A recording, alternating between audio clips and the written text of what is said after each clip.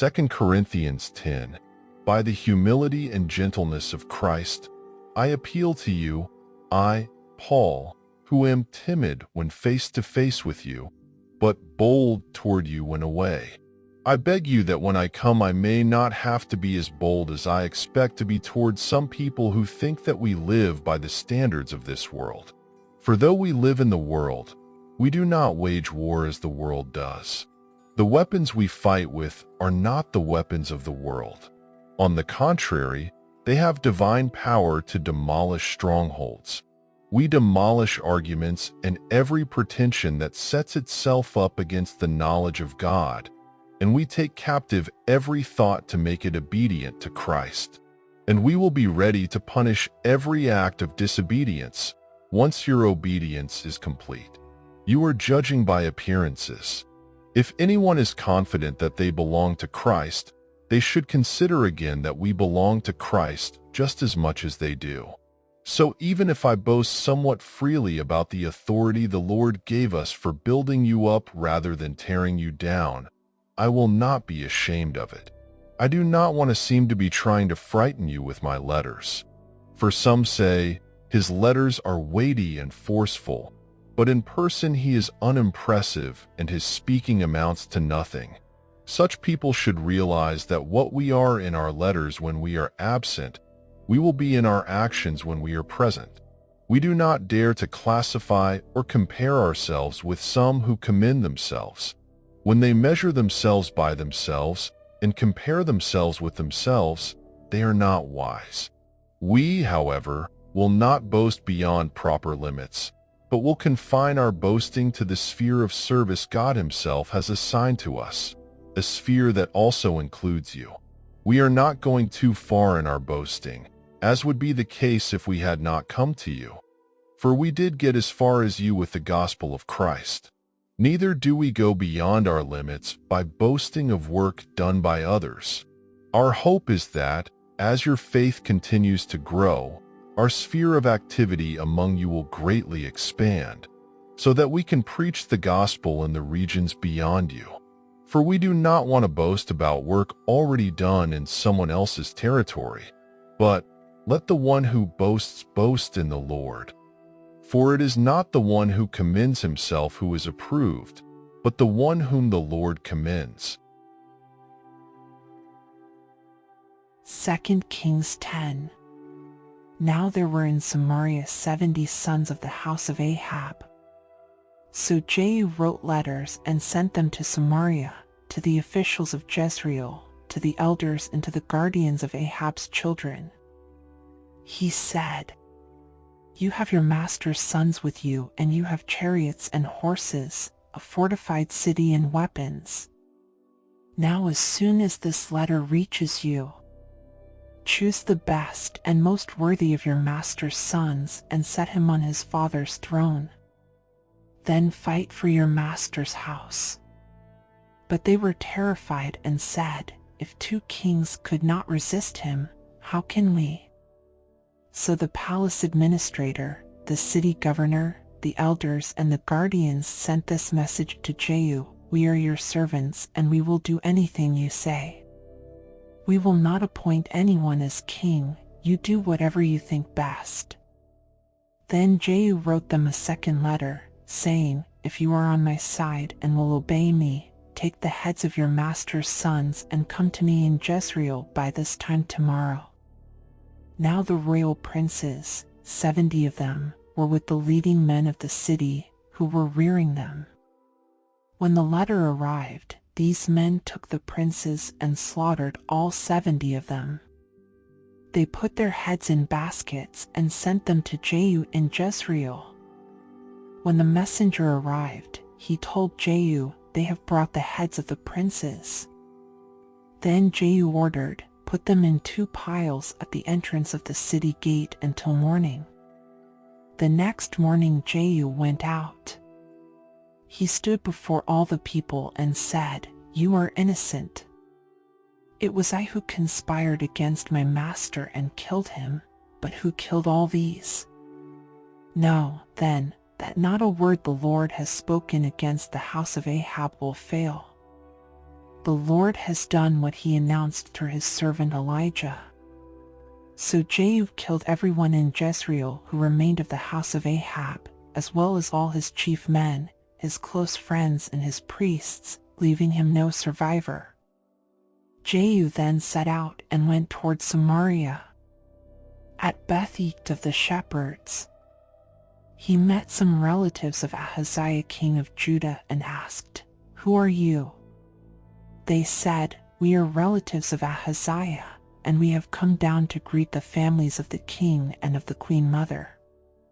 "Take them alive," he ordered. So they took them alive and slaughtered them by the well of Beth-eked, 42 of them. He left no survivor. After he left there, he came upon Jehonadab son of Rechab, who was on his way to meet him. Jehu greeted him and said, "Are you in accord with me, as I am with you?" "I am," Jehonadab answered. "If so," said Jehu, "give me your hand." So he did, and Jehu helped him up into the chariot. Jehu said, "Come with me and see my zeal for the Lord." Then he had him ride along in his chariot. When Jehu came to Samaria, he killed all who were left there of Ahab's family. He destroyed them, according to the word of the Lord spoken to Elijah. Then Jehu brought all the people together and said to them, "Ahab served Baal a little, Jehu will serve him much. Now summon all the prophets of Baal, all his servants and all his priests. See that no one is missing, because I am going to hold a great sacrifice for Baal. Anyone who fails to come will no longer live."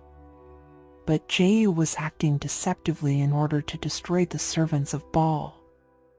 Jehu said, "Call an assembly in honor of Baal." So they proclaimed it. Then he sent word throughout Israel, and all the servants of Baal came, not one stayed away. They crowded into the temple of Baal until it was full from one end to the other. And Jehu said to the keeper of the wardrobe, "Bring robes for all the servants of Baal." So he brought out robes for them. Then Jehu and Jehonadab son of Rechab went into the temple of Baal. Jehu said to the servants of Baal, "Look around and see that no one who serves the Lord is here with you, only servants of Baal." So they went in to make sacrifices and burnt offerings. Now Jehu had posted 80 men outside with this warning, "If one of you lets any of the men I am placing in your hands escape, it will be your life for his life." As soon as Jehu had finished making the burnt offering, he ordered the guards and officers, "Go in and kill them, let no one escape." So they cut them down with the sword. The guards and officers threw the bodies out and then entered the inner shrine of the temple of Baal. They brought the sacred stone out of the temple of Baal and burned it. They demolished the sacred stone of Baal and tore down the temple of Baal, and people have used it for a latrine to this day. So Jehu destroyed Baal worship in Israel. However, he did not turn away from the sins of Jeroboam son of Nebat, which he had caused Israel to commit, the worship of the golden calves at Bethel and Dan. The Lord said to Jehu, "Because you have done well in accomplishing what is right in my eyes and have done to the house of Ahab all I had in mind to do, your descendants will sit on the throne of Israel to the 4th generation." Yet Jehu was not careful to keep the law of the Lord, the God of Israel, with all his heart. He did not turn away from the sins of Jeroboam, which he had caused Israel to commit. In those days the Lord began to reduce the size of Israel. Hazael overpowered the Israelites throughout their territory.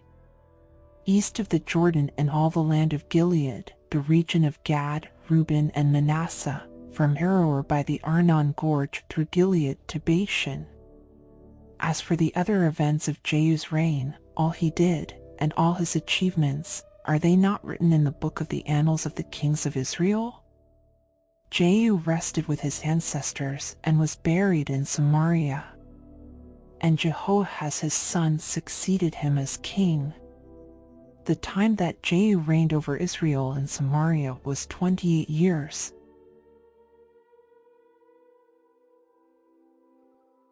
Zechariah 1. In the 8th month of the 2nd year of Darius, the word of the Lord came to the prophet Zechariah son of Berechiah, the son of Iddo. The Lord was very angry with your ancestors. Therefore tell the people, this is what the Lord Almighty says, return to me, declares the Lord Almighty, and I will return to you, says the Lord Almighty. Do not be like your ancestors, to whom the earlier prophets proclaimed. This is what the Lord Almighty says, turn from your evil ways and your evil practices. But they would not listen or pay attention to me, declares the Lord. Where are your ancestors now? And the prophets, do they live forever? But did not my words and my decrees, which I commanded my servants the prophets, overtake your ancestors? Then they repented and said, the Lord Almighty has done to us what our ways and practices deserve, just as he determined to do. On the 24th day of the 11th month, the month of Shebat, in the 2nd year of Darius, the word of the Lord came to the prophet Zechariah son of Berechiah, the son of Iddo. During the night I had a vision, and there before me was a man mounted on a red horse. He was standing among the myrtle trees in a ravine. Behind him were red, brown, and white horses. I asked, what are these, my lord? The angel who was talking with me answered, I will show you what they are. Then the man standing among the myrtle trees explained, they are the ones the Lord has sent to go throughout the earth. And they reported to the angel of the Lord who was standing among the myrtle trees, we have gone throughout the earth and found the whole world at rest and in peace. Then the angel of the Lord said, Lord Almighty, how long will you withhold mercy from Jerusalem and from the towns of Judah, which you have been angry with these 70 years? So the Lord spoke kind and comforting words to the angel who talked with me. Then the angel who was speaking to me said, proclaim this word. This is what the Lord Almighty says, I am very jealous for Jerusalem and Zion, and I am very angry with the nations that feel secure. I was only a little angry, but they went too far with the punishment. Therefore this is what the Lord says, I will return to Jerusalem with mercy, and there my house will be rebuilt, and the measuring line will be stretched out over Jerusalem, declares the Lord Almighty. Proclaim further, this is what the Lord Almighty says, my towns will again overflow with prosperity, and the Lord will again comfort Zion and choose Jerusalem. Then I looked up, and there before me were 4 horns. I asked the angel who was speaking to me, what are these? He answered me, these are the horns that scattered Judah, Israel, and Jerusalem. Then the Lord showed me 4 craftsmen. I asked, what are these coming to do? He answered, these are the horns that scattered Judah so that no one could raise their head. But the craftsmen have come to terrify them and throw down these horns of the nations who lifted up their horns against the land of Judah to scatter its people.